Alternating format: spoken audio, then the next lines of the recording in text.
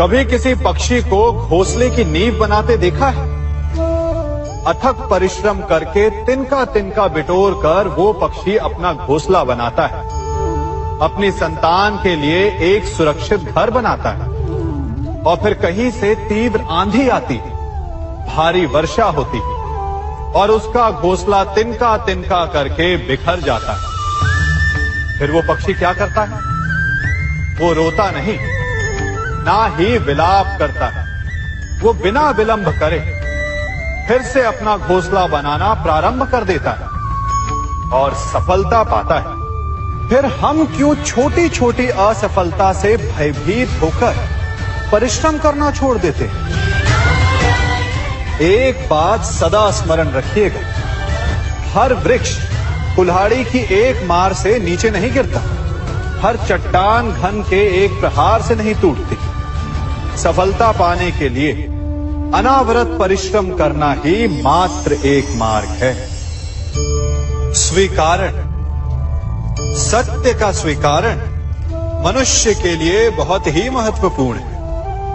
जब तक मनुष्य सत्य को स्वीकार नहीं करता, उसे असत्य से लड़ने की शक्ति प्राप्त नहीं होती। जब आप भोजन करते हैं तो क्या होता है? आपका पेट स्वीकारता है कि वो भर चुका है और आप भोजन करना बंद कर देते हैं। जब आपको निद्रा आती है तो क्या होता है? आपका मन स्वीकारता है कि आपका शरीर थक चुका है और उसे विश्राम की आवश्यकता है। उसी प्रकार जब आपको किसी व्यसन को रोकना हो तो आपको स्वीकारना पड़ता है कि बहुत हो चुका, चाहे वो लालच हो या मदिरापान। उस व्यसन का त्यागना तभी प्रारंभ होता है जब आप ये स्वीकार कर लेते हैं कि आप उस व्यसन के बंधक हैं। हम में से ऐसा कोई नहीं जिनकी परछाई उनसे दूर रहती। हमारी परछाई सदैव हमारे साथ रहती है। कदाचित हमारी परछाई हमारे कर्मों के फलों का संकेत है। कदाचित इसी कारण कई बार हमें अपनी परछाई से भय भी लगता है, परंतु इस भय से निवारण पाने का एक साधन अवश्य है। वो है सूर्य की ओर मुख करना या किसी प्रकाश के स्रोत की ओर मुख करना, क्योंकि तब हमें हमारी परछाई दिखाई नहीं देती। यदि इसे जीवन के संदर्भ में देखें तो ये प्रकाश का स्रोत शुभ कर्मों की चेतना है। यदि आपके मन में शुभ कर्म करने की इच्छा है तो आपको कभी भी अपने कर्मों के फल का भय नहीं होगा, क्योंकि यदि आपका मन शुद्ध होगा तो आपके कर्म शुद्ध होंगे और शुद्ध कर्मों का फल कभी अशुद्ध नहीं हो सकता। आज मैं आप सबको एक कथा सुनाता हूं। एक दिन प्रातः एक व्यापारी अपने घर से निकला। घर से निकलते ही एक बिल्ली ने उस व्यापारी का मार्ग काट दी। व्यापारी घबरा गया। वो फिर से घर लौट गया और शुभ घड़ी की प्रतीक्षा करने लगा। और जब वो पुनः अपने घर से निकला तब वो वाहन जा चुका था जिससे राजा तक पहुंचकर उसे भेंट देनी थी। राजा को भेंट नहीं मिली। राजा क्रोधित हो गए। राजा ने उस व्यापारी का व्यापार बंद करवा दिया। इस कारण व्यापारी क्रोधित होकर घर पर अपनी पत्नी से लड़ बैठा। पत्नी अपने बच्चों समेत मैके वापस चली गई और उस व्यापारी के जीवन में यदि कुछ रह गया था तो केवल अंधकार। और इन सब का कारण वो उस बिल्ली को मानता रहा जिसने उसका मार्ग काटा था। ऐसा ही एक दूसरा व्यापारी राजा को भेंट देने निकला और उस व्यापारी का मार्ग भी एक बिल्ली ने काट दिया। वो व्यापारी तनिक घबराया, परंतु उसने आगे बढ़ना अधिक उचित समझा। राजा तक वो समय पर पहुंचा। उसने राजा को भेंट दी। राजा प्रसन्न हुए और राजा ने व्यापारी को अपना व्यापार बढ़ाने की अनुमति दी, स्वर्ण आभूषण दी। जब व्यापारी घर पर पहुंचा तो पत्नी को आभूषण और अपने बच्चों को देने के लिए वस्त्र थे उसके पास। हर ओर प्रसन्नता थी। समझ रहे हैं ना, दोनों के साथ एक ही प्रकार की घटना हुई, परंतु दोनों की प्रतिक्रिया भिन्न थी। ऐसा ही हमारा जीवन भी है। हमारे जीवन में प्रारब्ध का अपना स्थान है, परंतु उससे कई अधिक महत्वपूर्ण हमारी प्रतिक्रिया, हमारे सोच का प्रभाव है। क्योंकि यही हमारे जीवन को आकार देते हैं। इसलिए अपनी सोच को सकारात्मक रखिए। आपका जीवन सदैव आनंदमय रहेगा। आप इन दो पात्रों को देख रहे हैं। मेरे इस पात्र में जल है और ये पात्र मिष्ठान से भरा हुआ है। दोनों ही पात्र भरे हैं, परंतु देखिए, मिश्री को जल में मिला दिया, जल ने मिश्री को अपना लिया, मिश्री ने अपना अस्तित्व खो दिया। परंतु जल को अभिमान है कि उसका अस्तित्व अभी भी बना हुआ है। परंतु जो इस जल को चखेगा उसे अवश्य पता चल जाएगा कि ये जल अब वो जल नहीं रहा, ये अब शरबत बन गया। हमारा त्याग, हमारे बलिदान भी ऐसे ही होते हैं। जो इस बात को अनुभव करते हैं वो समझ सकते हैं कि कैसे हमने समय की धारा को बदल दिया। जो बलिदान देते हैं उनका अस्तित्व कभी नष्ट नहीं होता, अपितु उनका बलिदान संसार में कुछ ना कुछ परिवर्तन अवश्य लाता है। हम सभी कभी ना कभी, कहीं ना कहीं अपने जीवन में यात्रा अवश्य करते हैं। हमारी यात्रा में कभी पक्के रास्ते आते हैं तो कभी कच्चे रास्ते। पक्के रास्ते मनुष्य बनाता है और कच्चे रास्ते जानते हैं कैसे बनते हैं? चलते चलते बन जाते हैं। जब लोग एक स्थान से जाते हैं तो पैरों के दबाव से नीचे की घास कुचल जाती है। बार बार उस मार्ग से जाने से धीरे धीरे मार्ग स्वतः ही बन जाता है। और यही जीवन है, यही नियति है। जब आपके जीवन में आपको मार्ग ना मिले तो रुकिए नहीं, आगे बढ़ते रहिए और आपके पैरों के दबाव से मार्ग स्वतः ही बन जाएगा। हम सभी अपने जीवन में सफलता चाहते हैं, है ना? उसके लिए हम रात दिन परिश्रम करते हैं, कड़ी मेहनत करते हैं, परंतु फिर भी असफल हो जाते हैं। परंतु ऐसा क्यों होता है? कभी सोचा आप सबने? क्योंकि सफलता पाने का मंत्र बड़ा कठिन नहीं, बड़ा सरल है। उचित विचार, उचित समय, उचित स्थान पर उचित प्रहार। जब आपके विचार, समय, स्थान और प्रहार यानी परिश्रम उचित है तो सफलता आप ही को मिलेगी। जिस प्रकार एक लोहार लोहे से कुछ बनाते समय उस लोहे के सही ताप तक के आने की प्रतीक्षा करता है और समय आने पर उचित स्थान पर पर्याप्त बल से प्रहार करता है और लोहा आकार ले लेता है, ठीक उसी प्रकार आपकी सफलता भी आकार लेती है। हम सभी को अपने जीवन में कभी ना कभी निराशा मिलती है, असफलता मिलती है और अधिकतर लोग इसके पश्चात भाग्य का रोना लेकर बैठ जाते हैं। कुछ कहते हैं कि जिस स्थान पर मैं हूं उससे कई ऊंचे स्थान पर होने के योग्य था, परंतु नहीं जा पाया। किसी को पीड़ा है कि उसे जो मिलना चाहिए था वो उसे नहीं मिला। भाग्य ही बुरा था। भाग्य क्या होता है? भाग्य वन में खिला पुष्प देवताओं को चढ़ाया जाएगा या किसी सुंदरी की वेणी में वो सजेगा या फिर उसे कुचल कर उत्पाद बना दिया जाएगा। ये सब एक पुष्प के नियंत्रण में नहीं होता, परंतु जब तक उस पुष्प का अस्तित्व है सुगंध बिखेरना उसके वश में अवश्य है। परंतु भाग्य हमारे वश में नहीं, और जो हमारे वश में नहीं उसके लिए दुखी होने से क्या होगा।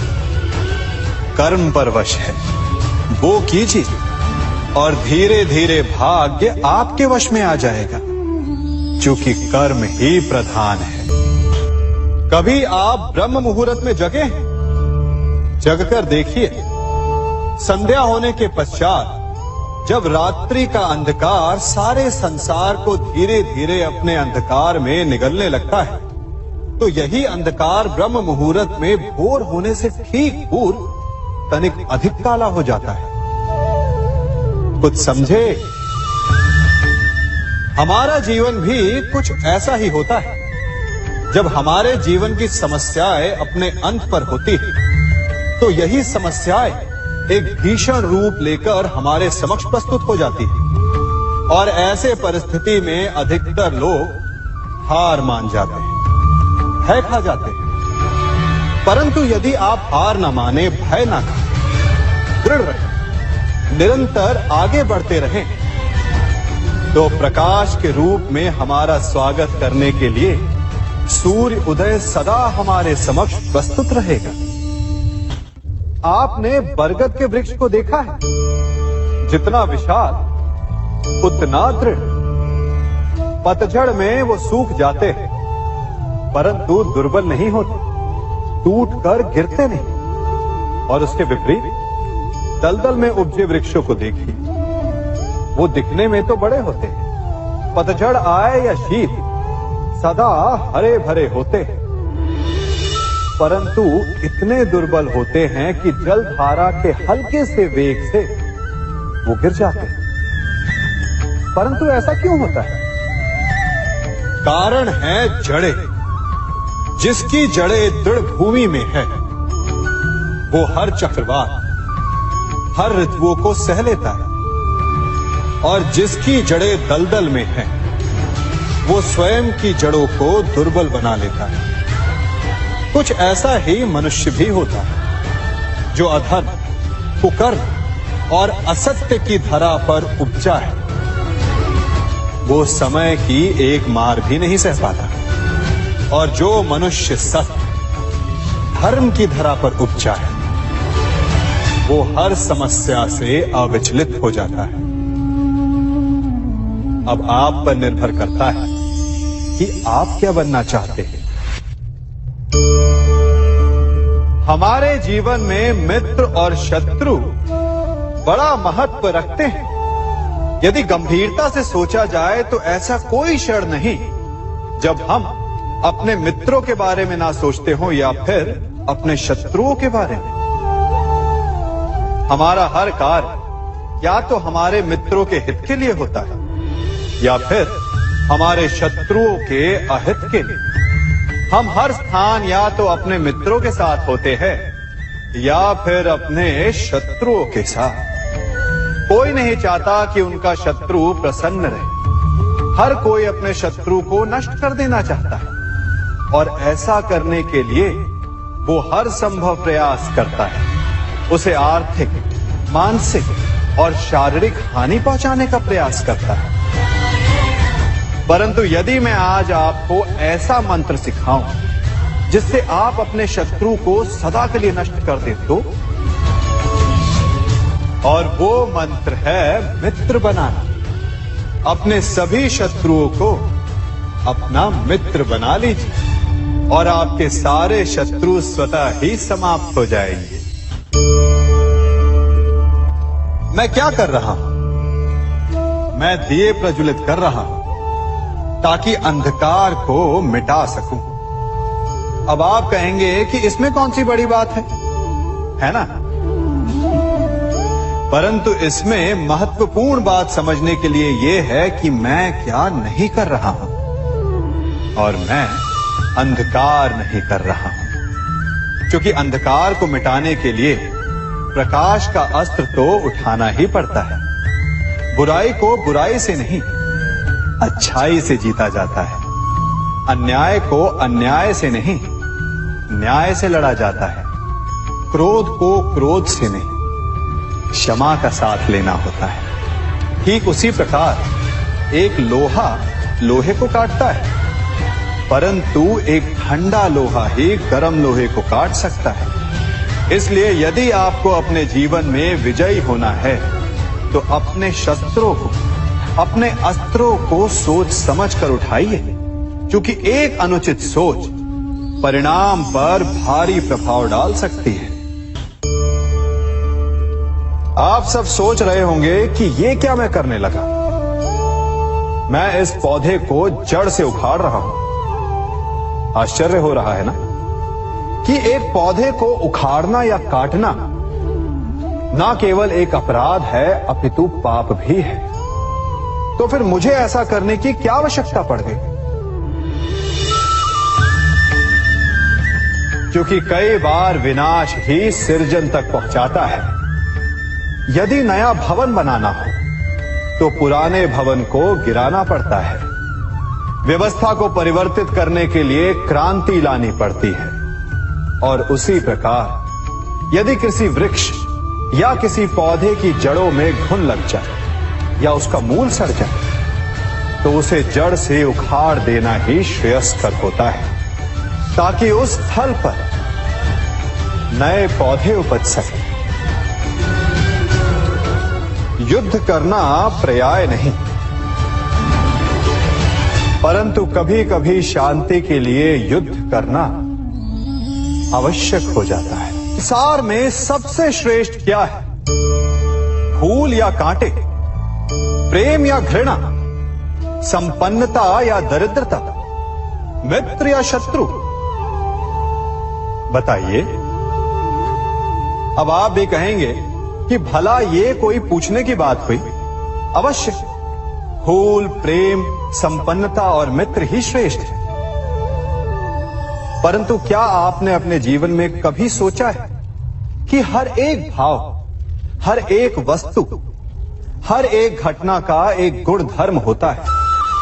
त्वचा पर जलन करने वाले फूलों से अधिक श्रेष्ठ वो कांटे हैं जिनसे आप अपने घर की बाढ़ बनाते हैं ताकि वन्य पशु आपके भीतर ना आ सके। वो प्रेम श्रेष्ठ नहीं जो आपको अंधा, लोभी, पक्षपाती बनाता।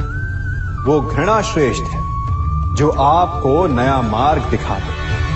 वो संपन्नता श्रेष्ठ नहीं जो आपको कृपण बना दे, मद्दांध बना दे। वो दरिद्रता श्रेष्ठ है जो आपको जीवन में परिश्रम करने की शिक्षा दे। कुविचार देने वाले, बुरा मार्ग दिखाने वाले मित्रों से अधिक श्रेष्ठ वो शत्रु होते हैं जो हमें जीवन का लक्ष्य दे दे। इसलिए अपने जीवन में हर वस्तु, हर भाव, हर घटना के गुण धर्म को पहचानिए और उसके पश्चात अपना चयन कीजिए। स्वर्ण। हम सभी को अपने जीवन में स्वर्ण से कभी ना कभी कुछ ना कुछ थोड़ा या अधिक मोह होता ही है ना? परंतु क्या आपने कभी सोचा कि स्वर्ण को प्राप्त कैसे किया जाता है?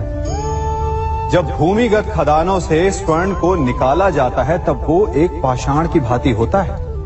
ऐसा पाषाण जिससे आप किसी को भी मार सकते हैं, परंतु उसे आभूषण के रूप में स्वयं के शरीर पर धारण नहीं कर सकते। यदि उसे आभूषण बनाना है तो उसे लंबी यात्राएं करनी होती है। उस पाषाण को पिघलना होता है। सुनार के हथौड़ी की अनेकों चोटें खानी पड़ती है। फिर काट छाट और उसके पश्चात जाकर वो ऐसा आभूषण बनता है जो हमें वर्षों तक, सदियों तक लुभाता रहता है। इसलिए यदि आपको समय पर विजय पानी है तो स्वयं के निर्माण पर समय देना होगा। हम सभी सुनते आए कि जो वीर होता है, साहसी होता है, शौर्यवान होता है, उसके समक्ष सारा संसार झुकता है। वीर भोग्य वसुंधर। परंतु वीरता है क्या? शौर्य क्या है? साहस क्या है? साहस युद्ध नहीं, वीरता विजय नहीं, शौर्य कभी ना गिरना नहीं। साहस किसी चुनौती के समक्ष खड़े होने का भाव है। तो वीरता उस चुनौती को उत्तर देने के लिए पूर्ण परिश्रम लगा देना है। और शौर्य का अर्थ है गिरकर फिर से उठने का साहस रखना, बार बार प्रहार करके वीरता दिखाना, निरंतर प्रयास करते रहना, निरंतर परिश्रम करते रहना। इसलिए विजयी होने से अधिक महत्वपूर्ण है शौर्यवान होना, क्योंकि जो शौर्यवान है उसे विजय मिलना निश्चित है। सम्मान। मनुष्य के जीवन में सम्मान का बहुत अधिक महत्व है। वो उसे अपने हृदय, अपने मन से जोड़कर रखता है।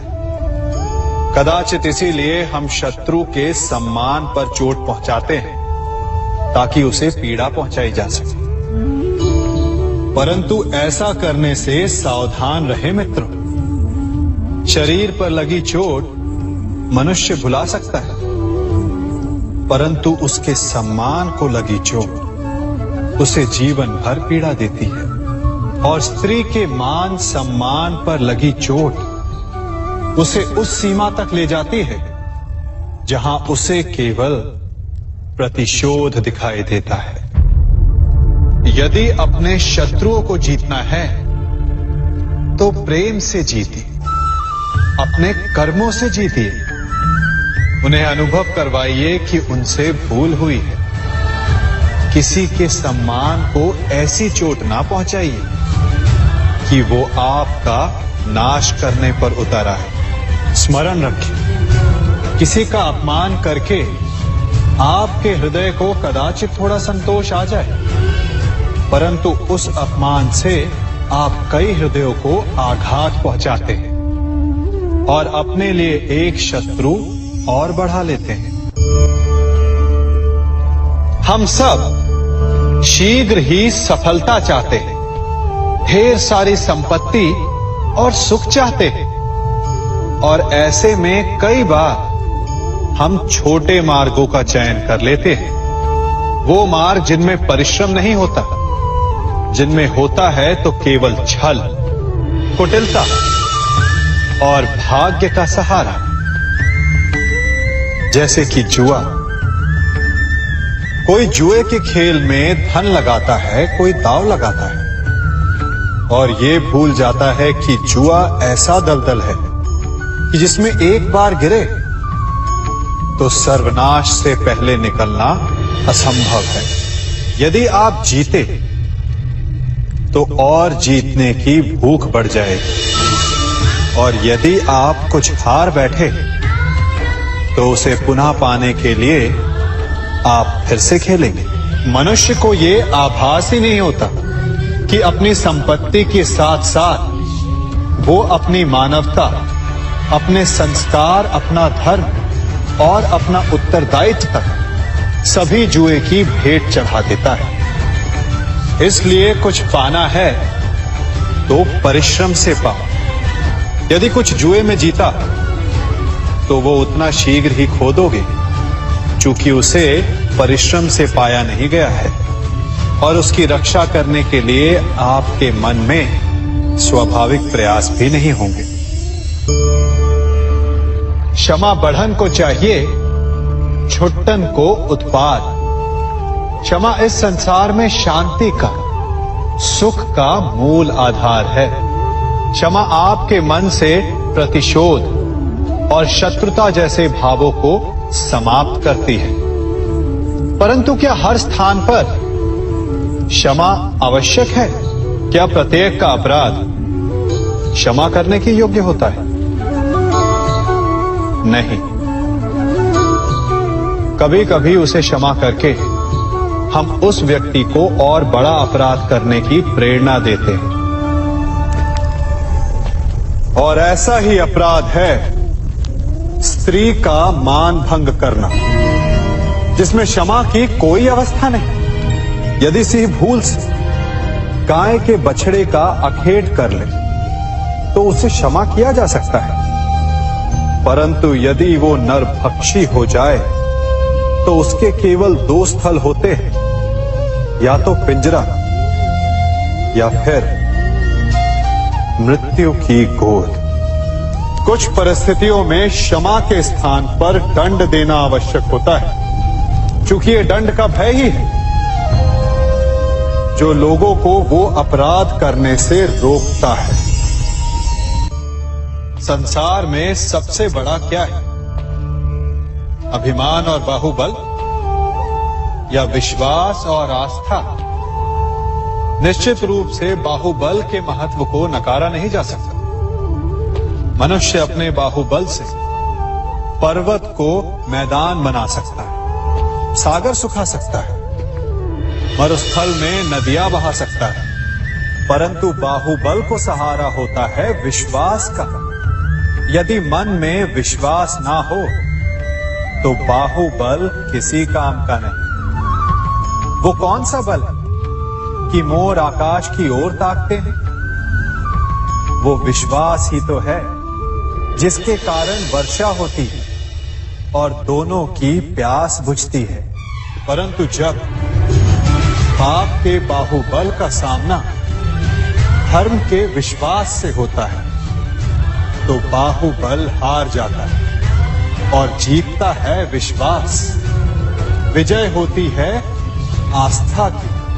यदि आप सत्य के मार्ग पर चल रहे हैं और आप अपने इष्ट में आस्था रखते हैं तो किसी भी पापी का बल आपका कुछ नहीं बिगाड़ सकता।